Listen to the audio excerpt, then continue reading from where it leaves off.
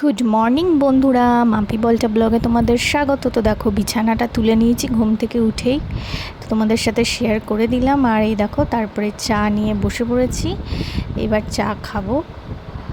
তো চাটা খাওয়ার পর তারপরে আমার বর আর আমার মা রেডি হয়ে গেছে, ওরা এবার কাজে রওনা দেবে, এই যে অফিস যাবে। তো এই ক্লিপটা সত্যি আমার খুব ফেভারিট। যাই হোক, তো এবার ওরা চলে গেল। তো তারপরে আমি ঠিক 8টা নাগাদ এই যে চা পুরো খেতে পারিনি গরমে, যা গরম লাগছে। তা এই যে মুসলি টক দই এটা নিয়ে বসে পড়েছি। তাও এটাও খেতে ইচ্ছা করছিল না, নাহলে মা বকবে, তাই খেয়ে নিচ্ছি। যাই হোক, তো তারপরে কয়েকটা জামা কাপড় ছিল, সেগুলো সব মেলে দিলাম, কাঁচা জামা কাপড় ছিল।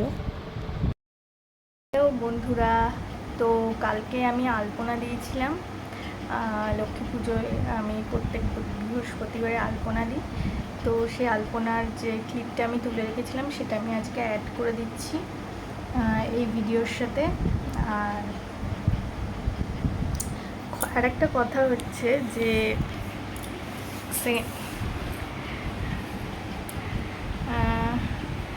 আরেকটা কথা হচ্ছে যে খবর দেখছিলাম, খবরে বলছে যে আরজি কর কাণ্ড যেটা হয়েছে সেই কেসটা আবার ওপেন হবে, মানে আবার তদন্ত, আবার সব কিছু। তো একটা কথাই আমি বলতে চাই যে একটা মেয়ে কতটা পাওয়ারফুল হলে, মানে ধরো যে সত্যি কথা মানে বলছে, যার কাছে সব প্রমাণ রয়েছে, হ্যাঁ, তাকে মানে যেটাকে কি বলে পায়ের তলায় রাখবে বলে, তাকে চুপ করাবে বলে একদমই প্রাণে মেরে দিল। আবার তাকে আটকানোর জন্য মানে ওই একটা মেয়েটা কতটা পাওয়ারফুল যে ওই একটা মেয়েকে মানে আটকাবে বলে এতগুলো মানুষকে দলবাধ্যে হলো। ওরা তখনই হেরে গেছে, সেই মেয়েটির কাছে ওরা তখনই হেরে গেছে যখন ওই একটা মেয়েকে শায়েস্তা করবে বলে ওরা এতগুলো মানুষ দল বেঁধেছে। মানে বুঝতে পারছো যে সত্যের কতটা মানে সত্যের কতটা পাওয়ার থাকে, কতটা পাওয়ার, যে তাকে দমাবে বলে এতগুলো লোককে এক হতে হয়েছে।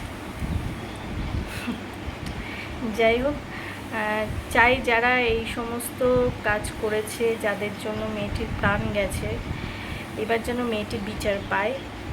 আর যে সত্যি এই কাজগুলো করেছে যারা, তারা যেন শাস্তি পায়, এটাই আমি চাইব। অনেক কষ্টে প্রাণটা গেছে। তো যাই হোক, তারপরে দেখা যাক কি হয় না হয়। আচ্ছা ঠিক আছে বন্ধুরা, তো তোমরা ভিডিওটা দেখতে থাকো, পরে আসছি। বন্ধুরা দেখো, বৃহস্পতিবার আমি আলপনা দিয়েছিলাম, তো সেই ক্লিপটা আমি তুলে রেখেছিলাম, তো সেটা তোমাদের সাথে শেয়ার করলাম। অবশ্যই জানিও কেমন হয়েছে। আলপনা দিয়েছি আমি, কেমন হয়েছে আলপনাগুলো। অত ভালো হয়নি, তাও যেটুকু পেরেছি চেষ্টা করেছি। বন্ধুরা, তো ফ্রেশ হয়ে চলে এসেছি, আর এবার লাঞ্চ করব। আর আমাকে এখন একা একা ভূতের মতো খেতে হবে, মানে কেউ নেই, মায়েরও কাজ হয়ে গেছে, মানে মায়েরও কাজ, মা কাজে গেছে, বড় কাজে গেছে, এখন আমি একা একা লাঞ্চ করব, ভালো লাগছে না। তো ঠিক আছে, তোমরা ভিডিওটা দেখতে থাকো।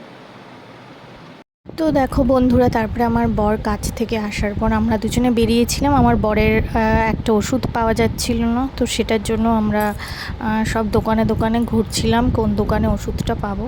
তো তারপরে আমরা ব্যান্ডেলে চলে গেছিলাম। তো ব্যান্ডেলে গিয়ে আমার ইচ্ছা হলো একটু রোল খাওয়ার। তো এই যে বাদশাহী কর্নার, এখানে চলে এসেছিলাম। এখানে রোলটা আমার জাস্ট দারুণ লাগে। তো আমি খেয়েছি, আমার বর খায়নি, ওর খাওয়া বারণ। তো তোমাদের তো অনেক কটা দোকান খোঁজার পরেও আমরা ওষুধটা পাইনি, আর আমাদের বাড়ি আস্তে আস্তে অনেকটাই রাত হয়ে গেছিলো। তো দেখো বন্ধুরা, রাস্তাটা পুরো ফাঁকা হয়ে গেছে, তোমাদের সাথে শেয়ার করলাম। তো আজকের মতো ভিডিওটা এই অবধিই রাখছি, দেখা হবে আগামীকাল।